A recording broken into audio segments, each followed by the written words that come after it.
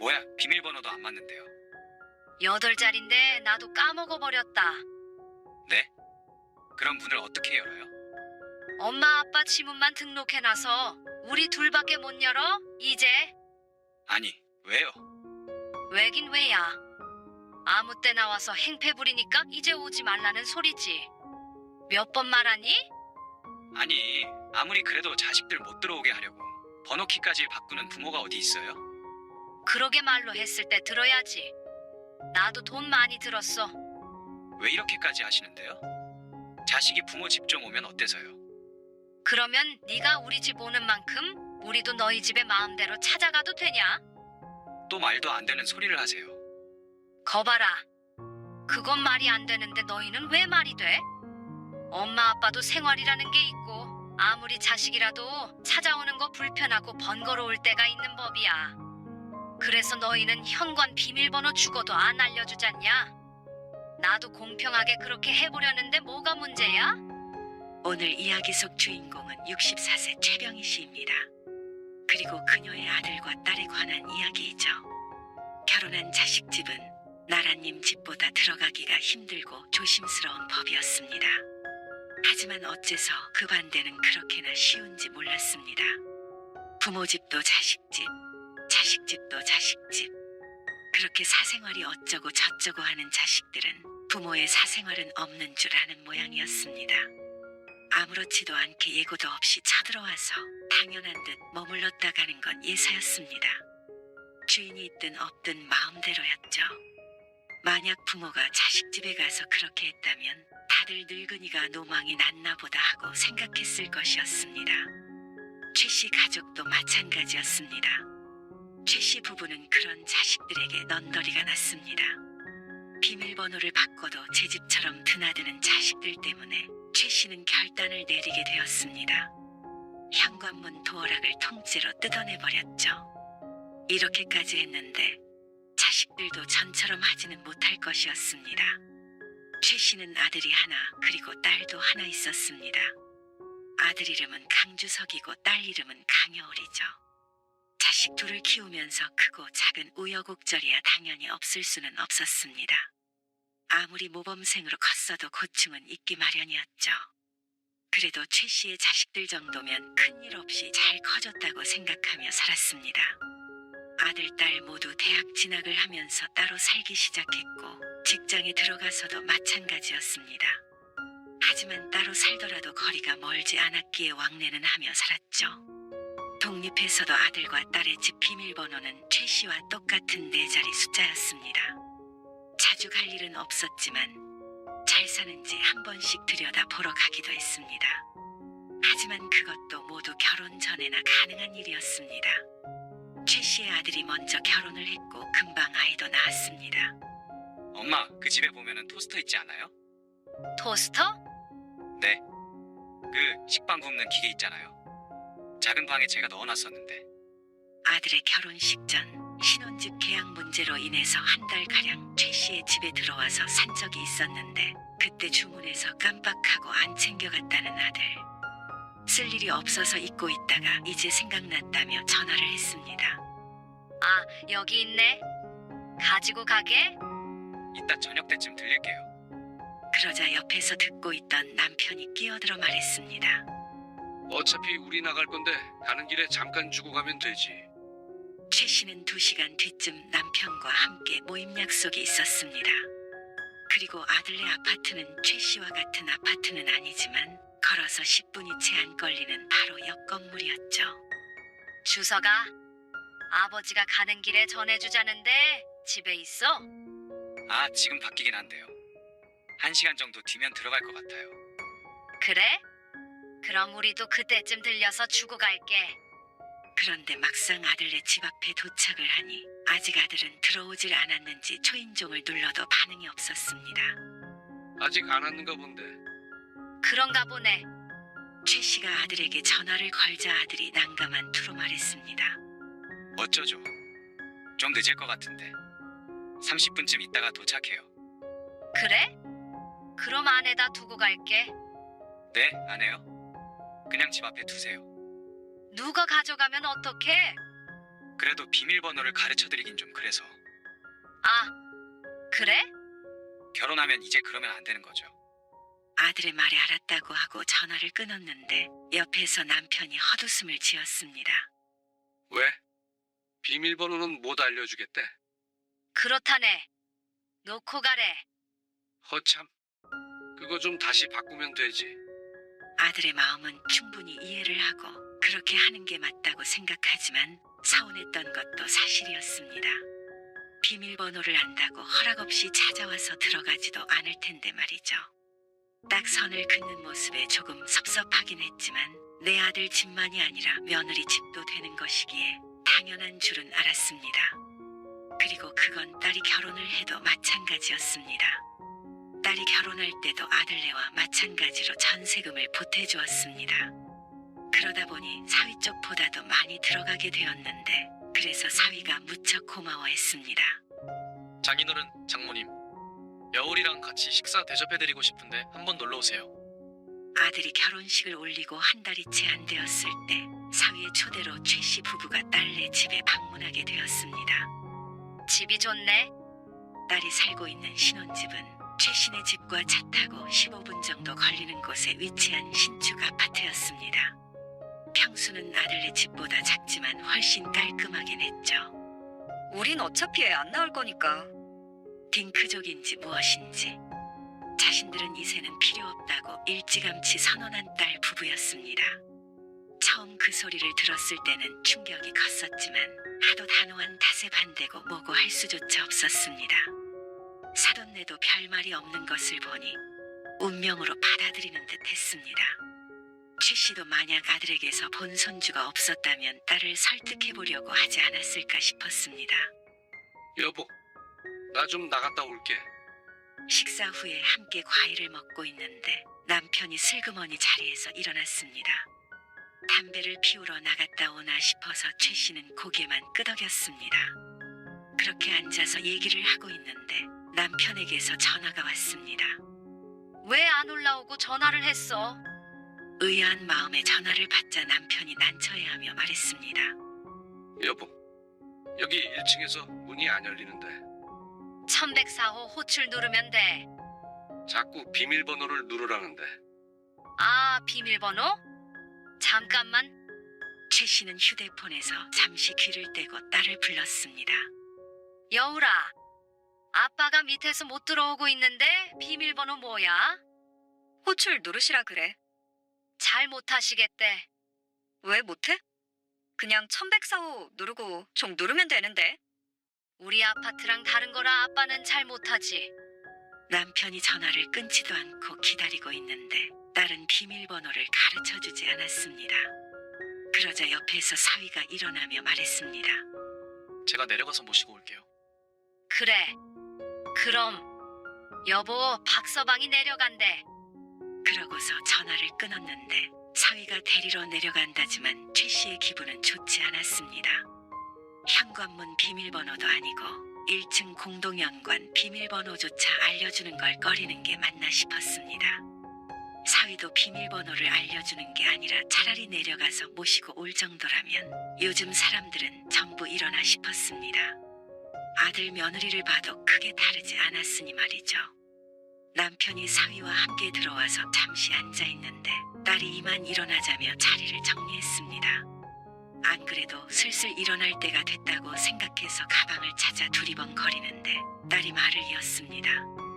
아무리 자식이라도 오래 있으면 안 되는 거 알지? 최 씨도 남편도 오래 있을 생각도 없었지만 어쩐지 쫓아내는 듯한 말에 기분이 묘했습니다. 지금 가려고 일어나잖아. 우리 집도 그렇지만 특히나 오빠네 집에 가면 아니다. 그냥 웬만하면 가지 말어. 며느리 힘드니까. 참나. 우리가 뭘 힘들게 해? 그리고 너희 오빠네 집도 가본 적도 별로 없다. 힘들게 안 해도 힘든 게 며느리잖아. 아무것도 안 해도 그냥 오기만 해도 존재만으로도 힘드니까 어지간하면 가지 말란 소리지. 농담처럼 하는 딸의 말을 최 씨도 웃어넘겼지만 속으론 쓴웃음을 지었습니다. 최 씨 부부가 자식들에게 그리고 며느리나 사위에게 그런 존재인가 싶었습니다.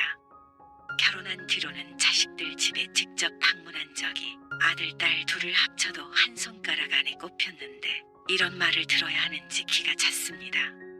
웃으라고 한 말이겠지만 존재만으로도 힘들다는 말이 참 상처가 되었죠. 최 씨는 그런 내색은 하지 않고 자리에서 일어났습니다. 그리고 집 앞에 도착하고는 깜짝 놀랐습니다. 문이 열려 있는데? 주먹 하나가 들어갈 만큼의 문틈이 보였습니다. 자동으로 닫히지 않아서 꼭 나올 때 힘을 줘서 닫아야 하는 문이었습니다. 그리고는 잠겼는지 늘 확인하는 게 일상이라 이렇게 열려 있을 리가 없었습니다. 최 씨도 남편도 화들짝 놀라 문을 열고 들어갔는데 보이는 광경에 또 경악했죠. 집이 왜 이래? 왜 그래? 뒤이어 남편이 들어왔는데 남편도 최 씨만큼 놀랐습니다. 아니 도둑이 들었나? 분명히 나올 때는 깔끔하게 정돈이 되어 있던 집이었는데 지금은 누가 봐도 어수선했습니다. 수건이 바닥에 널브러져 있었고 곳곳엔 물기가 묻어 있었습니다. 냉장고 문도 열려 있었죠. 아니 도둑이 우리 집에서 목욕이라도 하고 갔나? 최 씨가 어지럽혀진 집을 치우는데 도둑이 아니라 아들이라도 왔다 간 듯 했습니다. 딸내 있다가 왔으니 딸은 아닐 테니 말이죠. 최 씨가 휴대폰을 들어 아들에게 전화를 걸었습니다. 주서가, 너 혹시 집에 왔다 갔어? 저는 아니고요. 잠시만요. 아들이 잠깐만 기다리라고 하더니 며느리를 바꿔주었습니다. 어머니, 저예요. 아까 태윤이랑 주석 씨 기다리고 있는데 갑자기 쉬가 마렵다는 거예요. 아, 그래서 집에 왔다 갔어? 네. 너무 급하다고 당장 바지에 실수할 것 같다는데 급한 마음에 어머님 댁으로 갔어요.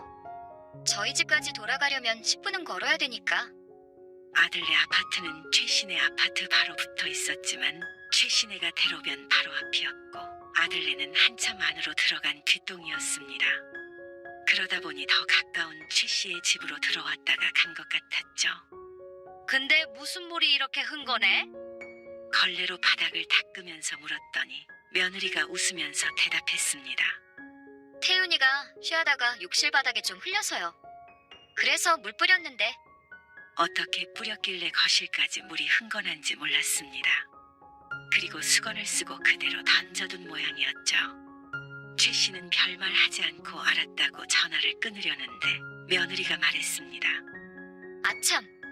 그리고 태윤이가 냉장고 열어보더니 사과가 있다고 먹고 싶다고 그래서 몇 개 가져왔어요. 냉장고 문이 열려있는 이유인 듯 했습니다. 그래, 알았어.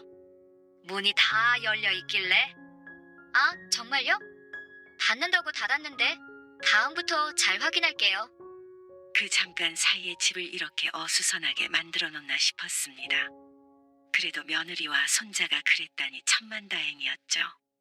또 시집에 얼씬도 안 하는 그런 며느리보다는 낫지 않겠나 싶은 마음에 그저 해프닝으로 웃어넘겼습니다. 그리고 며칠 뒤 비 오는 어느 날 새벽에 있었던 일입니다. 폭우가 쏟아지는 날이었죠. 일찍 잠에 든 최 씨는 이상한 소리를 듣고 잠에서 깼습니다. 빗소리가 이렇게 시끄러워. 창을 때리는 빗소리에 깼나 싶었지만 다시 눈을 감은 최 씨의 귓가에 이질적인 소리가 섞여 들어왔습니다. 삐삐삐 하는 기계음이었죠. 무겁던 눈꺼풀이 번쩍 뜨였습니다. 숨을 죽이고 다시 들어보자 다시 한번 기계음이 들리더니 이번에는 쿵쿵 하고 문을 두드리는 소리가 들렸습니다. 벽에 걸린 시계를 보니 이미 새벽 2시가 넘어가고 있었습니다. 여보, 일어나봐. 최 씨는 급히 남편을 깨웠습니다. 남편이 뒤척이더니 일어나 앉았습니다. 아 자는데 왜 그래? 남편의 말이 끝나기가 무섭게 다시 한번 찰컥찰컥 문고리를 당기는 소리가 났습니다. 그러자 남편도 놀라서 침대에서 몸을 일으켰습니다. 빗소리인 줄 알았는데 누가 밖에서 자꾸 문을 두드리는 것 같아. 등줄기가 오싹했습니다. 금방이라도 누군가가 문을 벌컥 열고 들어올 것만 같았습니다. 누구세요? 남편이 물어도 밖에선 대답도 없고 문고리만 당길 뿐이었습니다. 그러자 남편이 허둥지둥 무기가 될 만한 걸 찾고 있는데 바깥에서 익숙한 목소리가 들렸습니다. 엄마, 나야. 문 좀 열어줘요. 아들이었습니다. 최 씨와 남편의 어깨가 축 내려갔습니다. 너 뭐야? 남편이 문을 벌컥 열며 말하는데 아들의 흐느적거리는 몸이 쏟아져 들어왔습니다. 누가 봐도 취한 듯한 모습에 최 씨가 머리를 짚었습니다. 아, 친구들 좀 만나고 왔는데 밥 좀 주세요. 생뚱맞은 소리에 눈만 크게 뜨고 있는데 아들이 식탁 앞에 앉았습니다. 속이 너무 안 좋은데 혹시 해장국 없어요? 기가 막혔습니다. 여기가 해장국집이야? 밥을 먹으려거든 집에 가지 왜 이리로 왔어? 아, 이러고 집에 가서 밥 달라 그러면 태윤이 엄마한테 욕먹어요. 그러면서 해장국 좀 내놓으라며 성화였습니다. 뭐 이런 놈이 다 있나 싶었습니다. 늦게 들어가면 더 욕먹어. 얼른 집에 들어가. 아니, 해장국 없으면 라면이라도 주세요. 속 좀 풀고 가게. 어서 못 가? 그러자라면 타령을 하며 일어나지 않는 아들. 하는 수 없이 남편이 얼른 라면을 끓여주고는 보내버렸습니다. 아들은 집 밖을 나서면서도 차라리 자고 가겠다며 꼬장을 부렸습니다. 아들을 보내고 나니 새벽 3시가 훌쩍 넘었습니다. 피곤해서 오히려 잠도 제대로 못 들고 자다 깨달을 반복하니 아침에 일어났을 땐 꼭 밤을 새운 기분이 들었죠. 그날이 처음이었고 그 뒤로도 종종 아들은 술을 먹고 찾아와 밥을 달라고 주정을 부렸습니다. 처음엔 라면이라도 끓여주다가 나중엔 그대로 다시 쫓아내거나 며느리에게 데리고 가라고 연락을 했습니다. 그러던 어느 날 주말에 남편과 함께 아침에 외출했다가 오후 5시쯤 집에 들어갔는데 또 소스라치게 놀랐습니다. 강여울, 네가 왜 여기 있어? 문을 열고 들어가자 소파에 웬 여자가 드러누워 있어 화들짝 놀랐는데 딸이었습니다. 드러누워 휴대폰을 보고 있던 딸이 태연하게 대꾸했습니다. 그냥 왔어. 이렇게 연락도 없이 무슨 일이야? 박서방은? 박서방? 몰라, 혼자 알아서 있겠지. 사위랑 싸운 모양인지 시큰둥하게 대꾸하는 딸 때문에 머리가 아팠습니다. 싸웠어? 그렇다고 여기서 이러고 있으면 어떡해? 뭘 어떡해. 나 오늘 여기서 자고 갈 거야. 자긴 뭘 자고 가. 얼른 집에 가봐. 가서 둘이 알아서 풀어야지. 싸웠다고 친정에 쪼르르 달려오면 돼. 아, 싫어. 내가 알아서 할게. 저녁밥 먹자. 출출해. 최 씨가 안방에 들어가 사위에게 전화를 해보았는데 이미 여기에 있는 걸 아는 눈치였습니다. 그러더니 조금 있다가 데리러 오겠다고 했죠. 둘이 지지고 볶고 알아서 해야지. 왜 부모 집에 무작정 와서 부모 속까지 시끄럽게 만드는지 몰랐습니다. 사위는 생각보다 늦게 왔습니다. 밤 10시가 다 돼서 와서는 딸과는 집으로 돌아가네 만회하며 실랑이를 했습니다. 최 씨 부부는 끼어들지 않고 있다가 결론이 날 것 같지 않자 한마디 했습니다. 둘이 싸우든 말든 집에 가서 해. 좀 10시 넘은 시간까지 자식의 부부싸움을 관람하고 있어야 하는 처지가 괴로웠습니다. 어쩜 이런 자식들이 다 있나 싶었습니다. 아들이고 딸이고 부모의 사생활은 전혀 존중해주질 않았습니다. 그러니 며느리도 사위도 시부모나 처부모 불편한 줄 모르고 이렇게 집에 와서 난리를 피우는 것이겠죠. 그런데 서로가 이렇게 격 없는 사이였다면 얘기가 좀 달랐겠지만 그게 일방통행이라 문제였습니다. 아들도 딸도 어느 때고 이렇게 제 집처럼 최 씨의 집에 쳐들어왔지만 막상 최 씨 부부에게 문제가 생겼을 땐 자신들의 집 문을 굳게 닫아버렸습니다. 여보, 뭐가 이상한데? 바닥이 왜 이렇게 차? 오전에 외출 눌러놔서 그럴 거야. 그게 아닌 것 같은데. 얼음장 같아.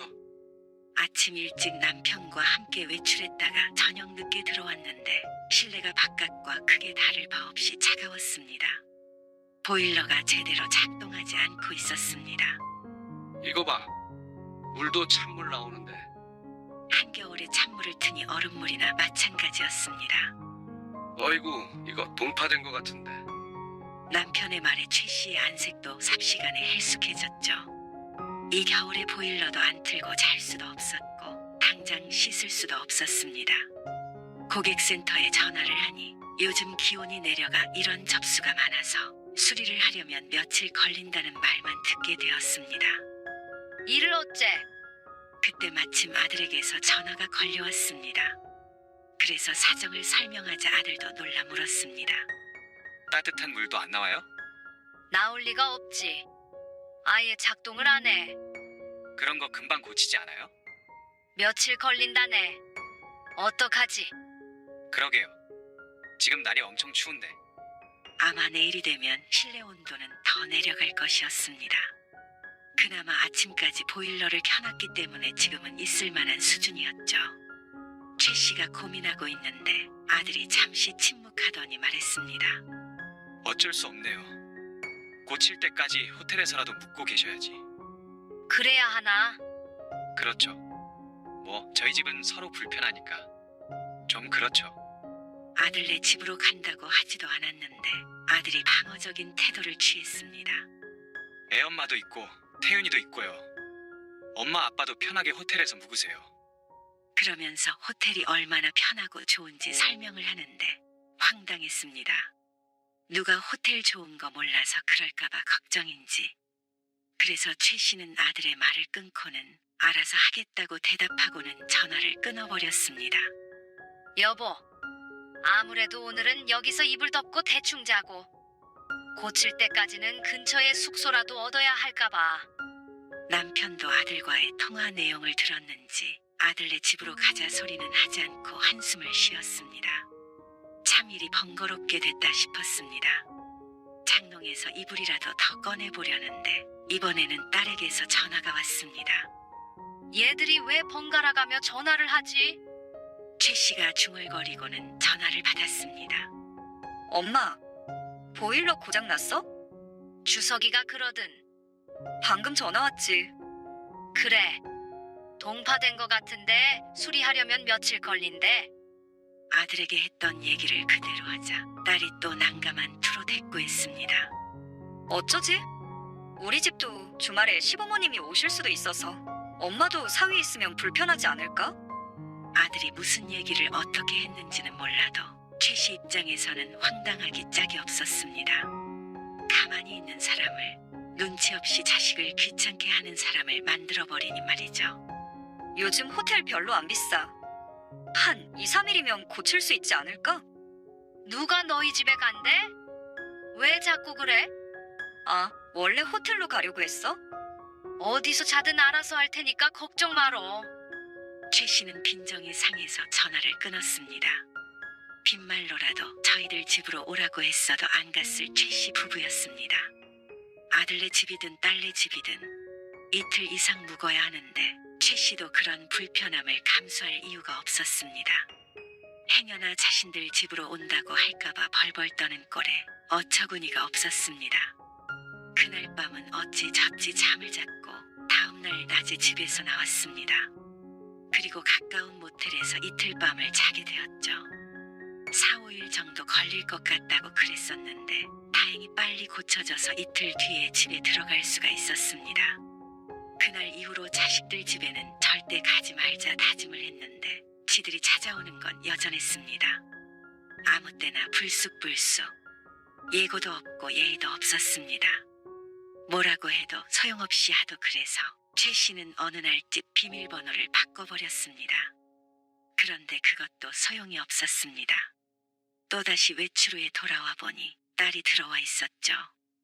너 비밀번호 어떻게 알았어? 아, 엄마가 바꿨구나. 엄마가 바꿔봤자 후보가 몇 개 안 되지. 근데 번호를 바꿨으면 말을 해줘야지. 엄마가 전화도 안 받아서 10분 동안 문 밖에서 고생 좀 했어. 그러면서 시간 낭비했다며 짜증을 내는 딸의 모습에 헛웃음이 나왔습니다. 강여울, 엄마 아빠는 너희 집에 안 가는데 왜 너는 이렇게 마음대로 드나들어? 마음대로 드나들긴? 여기도 우리 집이잖아. 여기가 왜 너희 집이야? 여긴 엄마 아빠 집이고 너희 집은 따로 있잖아. 엄마 아빠가 찾아가는 것도 싫어하고 오래 있는 것도 싫어하면서 넌 왜 그러는 거야? 뭐야, 내가 오는 게 불편하다는 소리야? 너라면 편하겠어? 나랑 경우가 다르지. 뭐가 달라? 너희가 그렇게 좋아하는 사생활 엄마 아빠랑도 좀 지키며 살자. 그래서 일부러 비밀번호 바꿔놨더니 최 씨의 말에 딸이 기가 찬 듯 웃더니 대답했습니다. 안 오면 될 거 아니야. 그러더니 외투를 챙겨 입고는 쌩하고 나가버렸습니다. 자식 집에 오래 있으며 안 된다며 면전에서 민망하게 하더니 자신은 한 소리 좀 들었다고 저렇게 토라져 버리는 게 어이없었죠. 자식은 부모에게 무슨 말이든 해도 되고 부모는 한마디 하는데도 자식 눈치를 봐야 하니 참 부모 노릇도 힘들었습니다. 딸은 한동안 발길을 끊었습니다. 아들에게도 똑같이 말했더니 불편하면 이제는 안 오겠다고 했죠. 그렇게 한 달, 두 달 정도는 그 약속이 지켜지는 듯 했습니다. 그래서 최 씨도 아무리 급한 일이 있어도 아들네나 딸네 집 근처에는 얼씬도 하지 않았습니다. 만날 일이 있어도 밖에서 만나고 말았더니 세상 편했죠. 그런데 그것도 한두 달만 지켜졌을 뿐이었고 자식들은 또다시 최 씨의 집을 드나들었습니다. 이유도 무척 다양했고 대부분 하잘것없었습니다.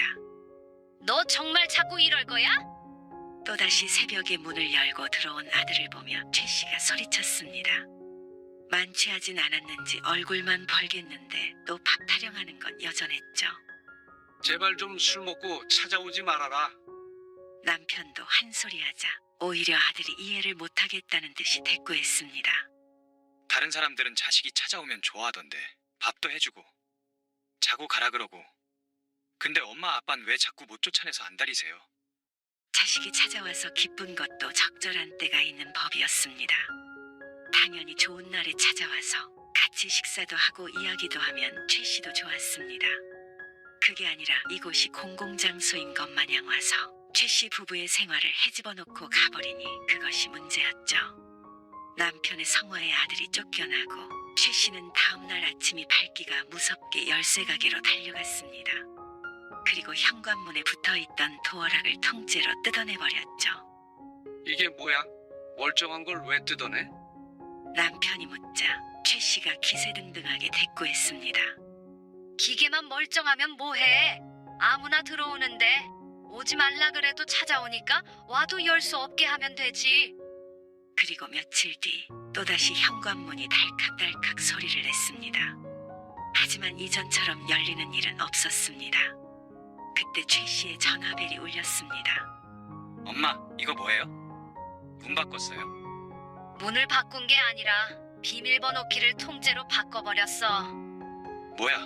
비밀번호도 안 맞는데요. 8자리인데 나도 까먹어버렸다. 네? 그럼 문을 어떻게 열어요?